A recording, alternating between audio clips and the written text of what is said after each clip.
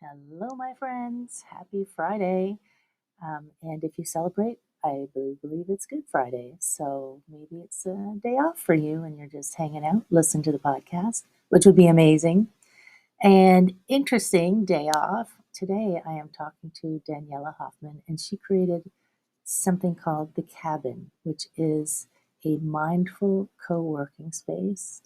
And I think that this way of working is just so spectacular, and that by incorporating this into anybody's way of working, whether you're a solopreneur or whether you're have a regular job, that working in this way can just be so transformational to how you work, what you can achieve, and how you spend your days. My friends, have a listen, and I hope to hear from you soon.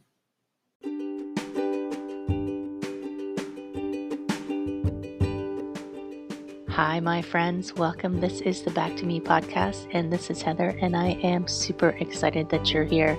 You are going to hear some tips and some tricks and some ideas to help you live your happiest and healthiest self. I call it Back to Me because when you are taking care of yourself, back to me, then you can take better care of others, and we can all make the world a better place. This is Wellness Your Way, and I am super happy that you're here.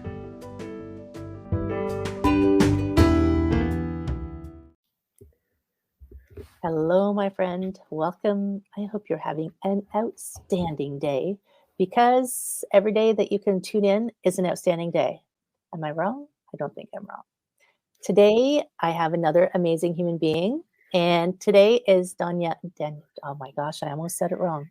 Daniela Hofmann, even though it's a super easy name. So, Daniela, welcome. Hi. Hi, and you are a consultant and mentor, and you operate I love that it's a mindful co-working space called The Cabin. That is very cool. And I know that there are other things going on in your life very soon, but going backwards a little bit, how did you get drawn into creating this space for mindful co-working? And maybe you can tell people a little bit about how it's different than other co-working. Sure. Yeah. And it's so interesting because I created The Cabin about over 2.5 years ago now, almost 3. And it is still so present. And it surprises me how present it is for me and how much I need it. And I do believe actually that the things that bring us the greatest satisfaction, especially like in the things we build, are the things that we need. Right. And they're probably always something that you need to come back to. And I felt it a lot today with The Cabin. So, and I think that's kind of gets me to why is it mindful co-working, or what makes it different to other co-working? So I always loved co-working. I thought I love co-working cafes, pre-pandemic. It was a place I felt at home, and leaving corporate in 2017, that was sort of my place. I didn't have an office anymore, and I've found it in co-working spaces. And then I think I tried an online one once the pandemic came along. Mm-hmm. And I really liked that because it was different to a co-working space, because you come there with a piece of work that you're maybe stuck on, or you just procrastinate on. and I'm sure everyone can relate to that, or many can relate to that. And you bring that along, and then within the space of, and I think that was 30 minutes at the time. Within 30 minutes, I've done so much that I've never really, I just didn't experience that before. Because even though it was virtual, right? Yeah, even though it was virtual, but you felt like you were watched by others. And there is actually a thing called body doubling, where just the presence of someone else makes you more likely to do something. So that, and also the time, there was a time box there. I didn't have all day. I just, that could have sort of, I have 30 minutes for this. And then the distraction-free space, so no phones, and like kind of just being with the task and setting an intention. I want to work on XYZ. So I loved everything about it, apart from the fact that it felt like, okay, this is like it felt so masculine. It felt so, we're here to work and this is the only thing that matters. Forget about everything else. And that's so difficult. Like, it's so difficult to forget about everything else, even if we're in like this focus space. It felt very corporate, I imagine. Very much. And I was Right. like, I loved it on the one hand, and it nourished something in me. But then on the other hand, I was like, well, am I not just kind of falling back into this? How many tasks can I fit into a day, and how many things can I get done, and how good do I feel about myself having done all these things? And so I love the concept, but I didn't like the way it was done. And at the time I was so very sort of quite deep into my mindfulness journey myself. I did a mindfulness meditation teacher training at the time, and I just thought, maybe you can connect the two. And that's what I've done. So each session has both elements. It has the sort of softer, more flowy, perhaps if you want to call it feminine energy, and then it has the masculine energy of the work. And so the mindfulness element is really, we'll start with some movement, then there'll be a meditation that takes you usually to a cabin, or it takes you just to a different space. So it's more like a visualization. Then we set intentions, your own cabin, yeah, whatever that looks like. Because obviously I give people like a path to it, but if they were to draw it or take a picture of it, it probably looks very different to mine. And and then we kind of go into the work session, and my working sessions are usually 52 minutes, which is a bit random, but it's proven to be a point where, like, it's after 52 minutes, we will lose usually focus quite easily. And before, sometimes it just takes us a little while to get into things, especially when they're deep work. And after we come back, and there's always like a reflection connection element. I often put people into breakout rooms so they can meet one-on-one and just talk about the session and maybe whatever else came up. And I think that's the beauty about it, because it's not just about a work, but it's also, how do I feel doing what I'm doing? What's distracting me? What's really kind of underneath? So it's not just a pure workspace. And, kind of drawing the circle back to today, I was just having a conversation with a friend of mine. We meet every Friday, and we sort of, I would call each other, or would call her, the conversations we have. It's kind of like an empathy Friday get together. Right. And she listens to me and I listen to her. And I just said to her, look, I know all this, and I know how to do mindful work or be more in the being and not just in the doing. But right now I feel I'm so much in the doing. And so it takes me back to it every single week, to, how do I really want to work? How do I want to be in the world? Yeah, so it's and it's true. beautiful. Like, sometimes you need that. We have to go back, and you have to tell me what that mirroring thing is. But we do know all of the things. I'm generalizing, but quite often we know what we need to do, and we can't figure out why we're not doing it. And sometimes you just need to borrow the energy of other people to help you focus. That's why people hire personal trainers. That's why people do all of these things, go to meditation classes. Meditations are always more powerful as a group, even I think online. Like, I wondered when we first started, because I did my meditation facilitation certification like 15 years ago, and the group meditations were always very powerful. And then when the online started, I'm like, oh, I don't know. but but you still make these connections even though you're geographically far apart. And so this is a scientific thing, this body mirroring, is that what you called it? I think it's called body doubling, and Oh, I'm body actually doubling. body doubling. Not really sure where that comes from, but it's basically the presence of another person. It could just even be also in a coffee shop, just the presence of other people, but usually to kind of doing a similar thing. I think then it works best. Right. So sometimes it's almost like and that sounds maybe not so nice, but it's like you're being watched. So you're more likely to do things in a different way, or you're more likely to stick to doing what you said you would do. Yes, Yeah. this is true. I mean, if you see people who work out, like, and I'll admit to this, working out at home versus at the gym, even though nobody's actually looking at me, I'm like, I'm going to do an extra rep. Somebody might be looking. Well, you stand up a bit straighter, or Yes, yes. yeah, totally.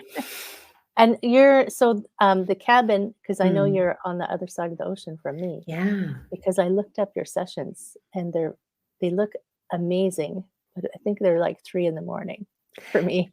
Some of them are free in the morning for you, but yeah, I have over this sort of period of 2.5 years, I do have a few people over in the US, in Canada, and there are some times like Tuesdays are always the free, like the kind of the free sessions.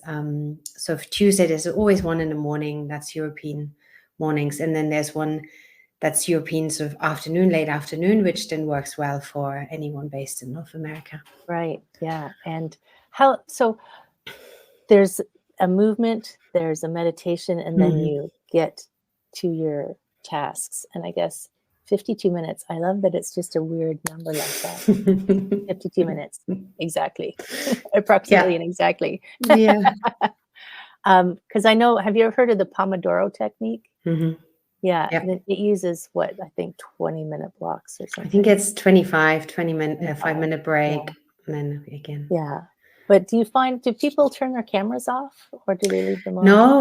No, I think that is also, I encourage people, and I don't think, apart from maybe a few times, or when people maybe need to go to the toilet or someone's interrupting, or they may switch them off, but usually I encourage people to leave their cameras on again for the same Right. effect of like, okay, you're not being watched, but we You're all know you're still in the here. room. Yeah. And also it creates a level of safety, like it's that everyone else is kind of in the space, and people are working, and no one's filming you or anything weird's Yeah. happening, so it creates safety Everybody's in their too, cubicles.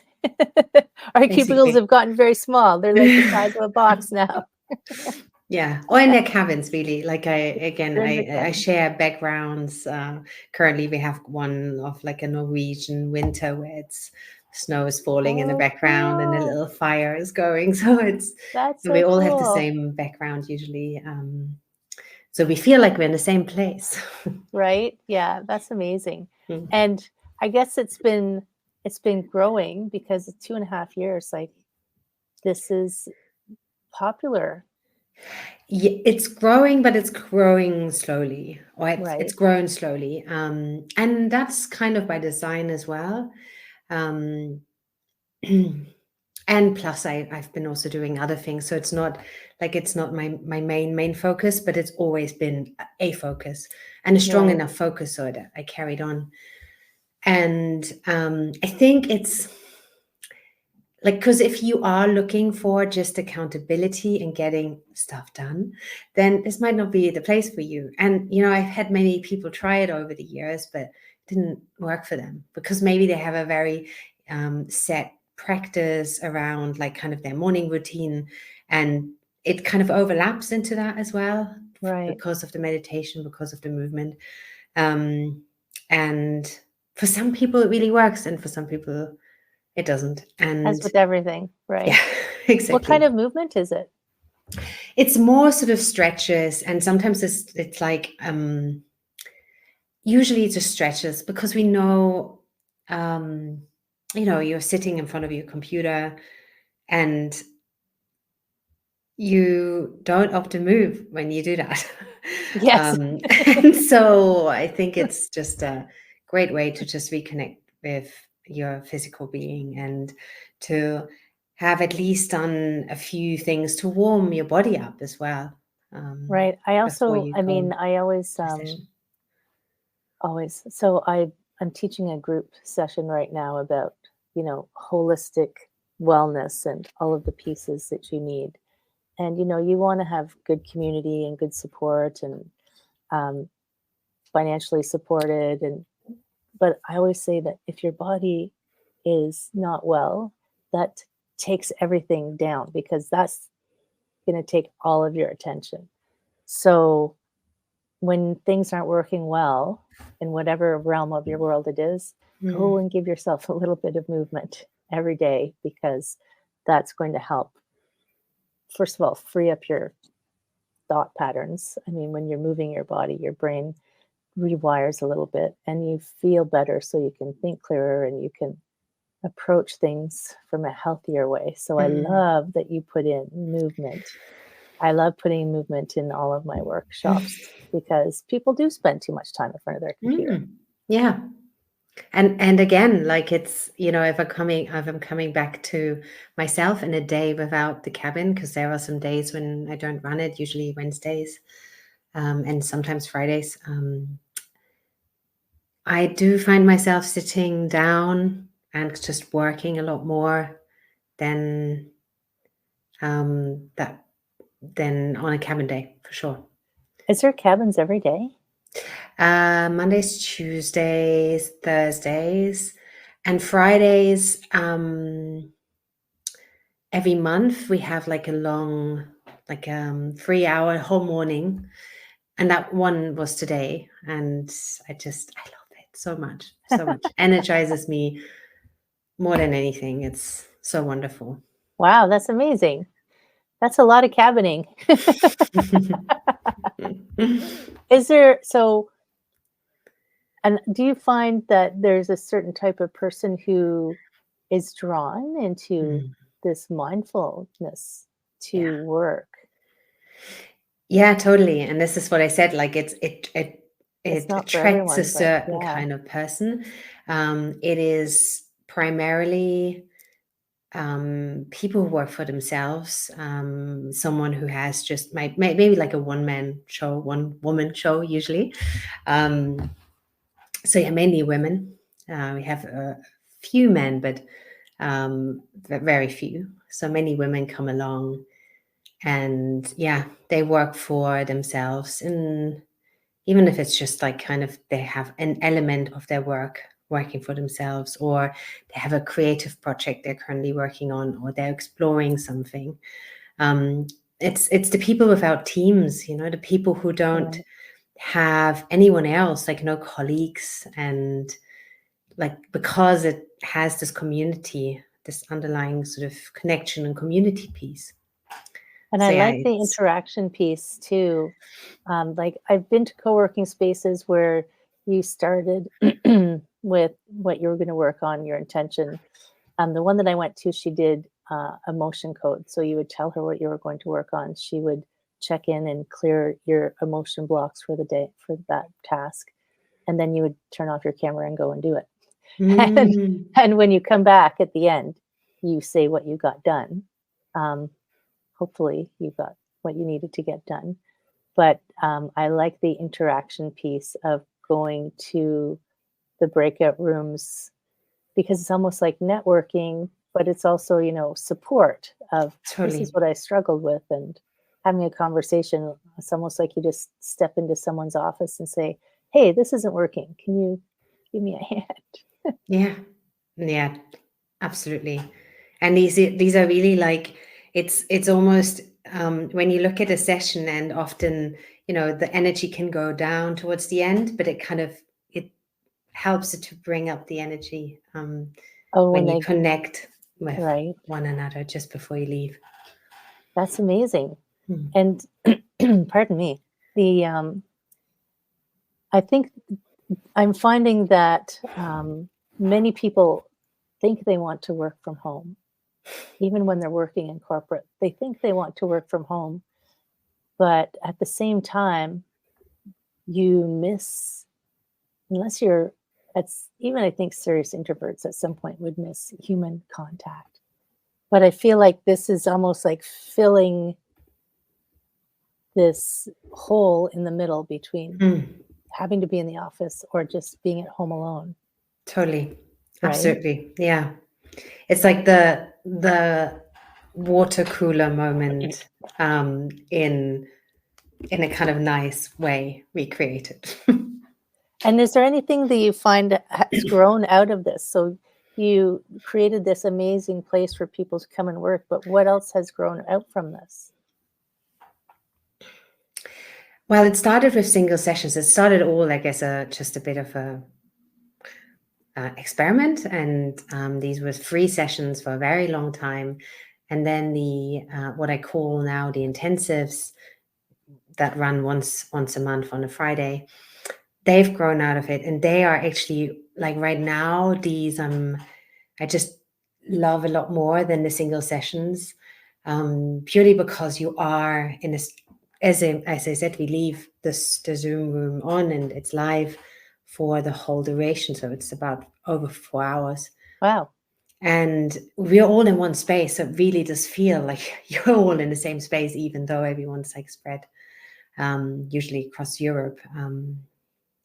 And it's just, that is so fantastic. Like, you get to know someone on because you see people in the single sessions and you see them come back and you get to know them a little bit, maybe for the breakout rooms. But I think these intensives are, you're firstly with them in a session for like free consecutive sessions, and then also at the start we do a longer introduction, so you get a feel for people and everyone is in the same room.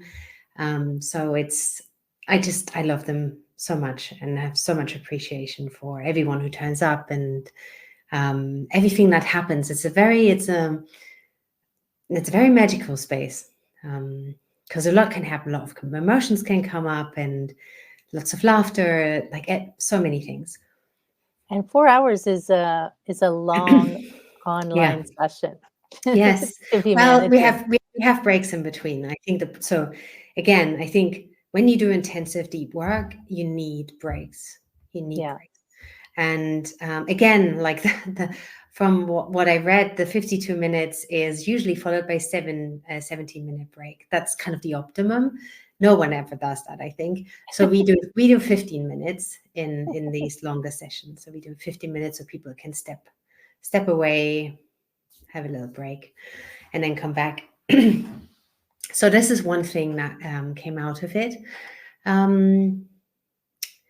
And I think ultimately it's like the way I approach work now, or try to, kind of sometimes falling back into my old ways.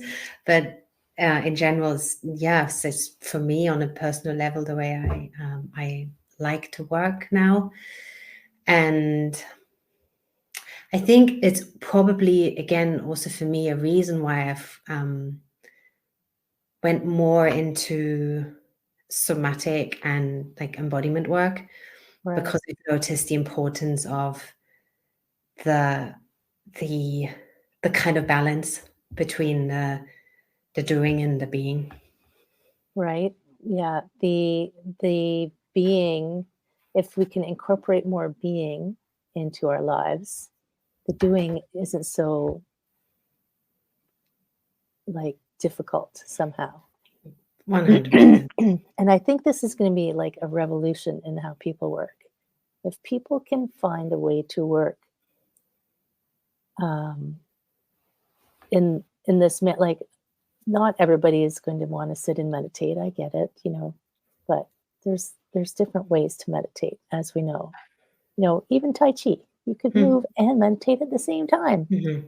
But I feel like a couple thoughts are going through my head. So one is like, this is a new way to approach work, and work has always had this negative connotation, oh, I have to go to work and work-life balance, and I'm doing too much work. But if you could get that focus, that intention, and that mindfulness, then you don't have to necessarily work as much as you think you do. And then I'm just remembering some number that came to like the work day, the 8-hour Mhm. work day was made up. It's just a made up number because the unions wanted to change the way that people were working. I think it was in North America. It was like, so we'll have 8 hours for sleeping, 8 hours of free time, and 8 hours of work. And that's how they split it up. But there was some study that says people are actually only effective, I think, 4 hours. So it's interesting that your intensive is 4 hours. If you really break it down, it's actually only 3 hours because we Is it? do have the breaks. So it's three 52-minute hours. But we honestly like three 4 sessions. I think this is all really like of deep work, non-interrupted work. This is really only what our system can manage. Anything more than that, it's not work. And if you like, it's shallow work. I think Cal Newport, I'm not sure if you know him, but he described it really well in his book Deep Work, where he talks about deep work, which is sort of challenging. It's like at the edge of your comfort zone.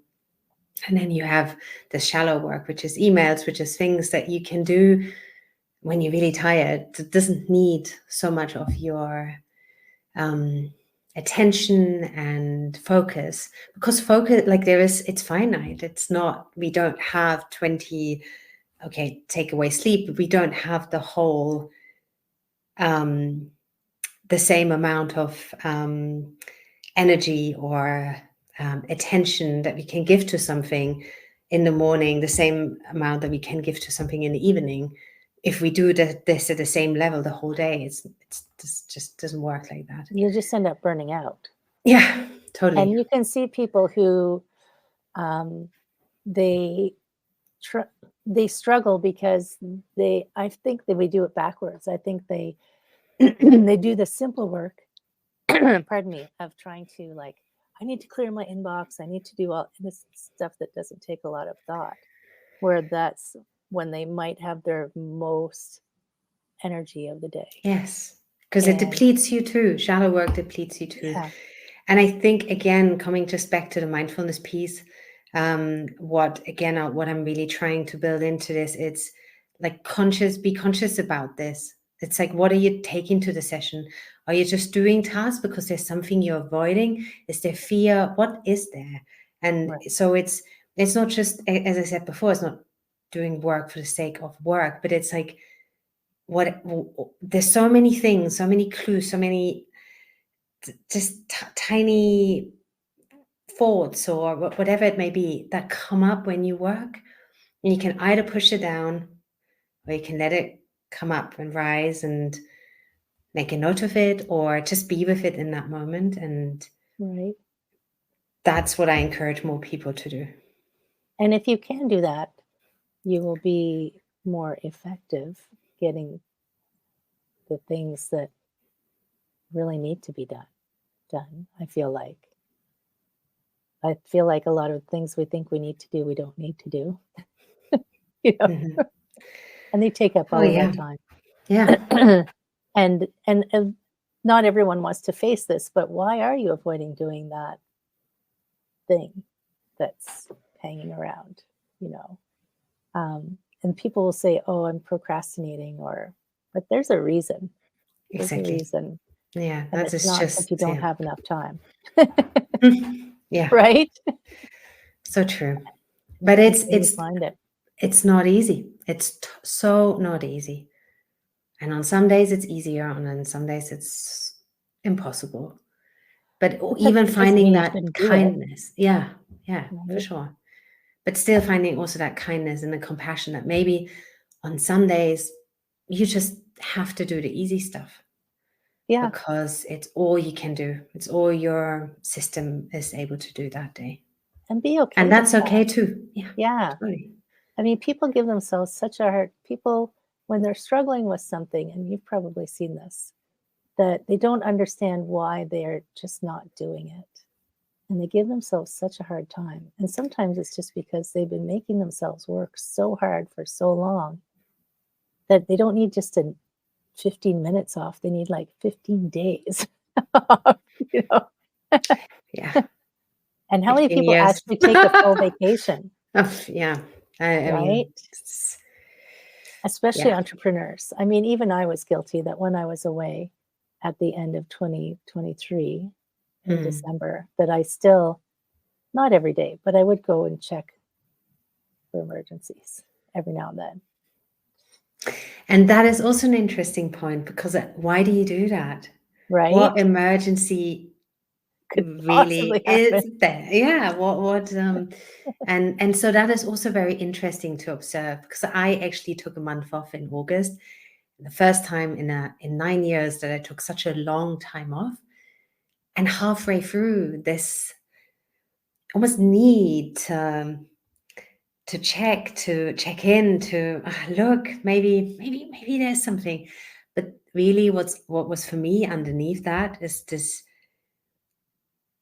I didn't want to be replaceable. There was this sort of, what if people forget about me? Right? Um, like all sorts of things came up. But if I would have given in and looked at the emails and did XYZ, I couldn't have been with this fully. So yeah, these things are such gold to, Oh, that's if good. we There's, have the capacity, can we be with that? Can we be with this feeling, with the sensation, to see what's underneath, rather than by just going into work? Because work is such an easy thing to mask what's really going on. and it's such an easy thing to fill all of your time with, Totally. right? I'm just remembering, I read a book by, I can't remember her name. It was called 24/6. Mm-hmm. So, because not everybody's ready to take a whole month and not check anything. But the book 24/6 was about taking one day, 24 Mm-hmm. hours every week, screen free. Beautiful. So, no TV, no YouTube, no phone, nothing. And it takes, like, her book explains how to, plan it out, because if you're so used to Googling where's the restaurant or your calendar, she says you have to write your calendar down on a piece of paper. And if you need to keep track of something. And I was joking with someone the other day. I was in a restaurant and we were waiting for people and said, maybe we should text them. I said, well, let's pretend it's the olden days where when they walk through the door, they'll be here. They don't have to say, we're parking the car. We're leaving the parking lot. We're coming through the door. I mean, it's a bit comical, but this is kind of where we've gotten. So 24 hours once a week, free of all electronic devices. And it was so fascinating because we did do it. And it's funny how we stopped doing it. Well, it's not funny, but we were doing it and I was so rested on those days. And I had projects that had been hanging around that were suddenly getting done. Like I wanted to sew something and my sewing machine was suddenly right there, just waiting for me. We stopped doing it because I had a stroke and I only had a limited capacity of time to be on a computer regardless. So I was almost like screen free anyway, but I think it's a good practice. And if you can't figure out how you could possibly fit that into your day, Tiffany Schlane, that's what her name was. I need to come back. 24/6 is a fascinating book to help you ease into how to de electronicize. That's not a real word, but you know what I mean. And it's interesting. Like I feel like the cabin is screen time, but at the same time, I don't feel like it's screen time the way that scrolling Twitter is screen time. Yeah. Let's call it conscious screen time. Conscious screen time, right? I love it. I love it. And where can people find you? There is a website. It's called Mindful Coworking, or one word.com. And I Beautiful. think that's probably the best address. Yes. And it's going to be in the show notes. So it's all good. And is there anything Well, I always give the guest the last word for final words of wisdom or anything that you feel called to share. I feel a little bit put on the spot right here. And with that, what do I want to say? I think it's just that, like right now, I'm feeling put on the spot.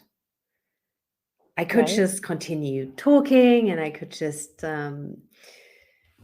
make something up that sounds sort of clever, but maybe here I just want to say, whenever these things, these feelings, thoughts, sensations come up as you work, if you can and have the capacity, try to listen to them. Right. Because they have something important to say. That's a beautiful lesson right there. Thank you so much, Daniela, for joining me and sharing this new way of working. I love it. I Thank think you. that it's fabulous. Friends in podcast land, whether you're working or not, I know some of you are retired, but you still have your own work that you enjoy doing, your beloved vocations. But imagine approaching it in a mindful way. That is just so, the energy behind that is just so much better. Have a beautiful day, my friends. Share this with someone you love, and we'll see you next time.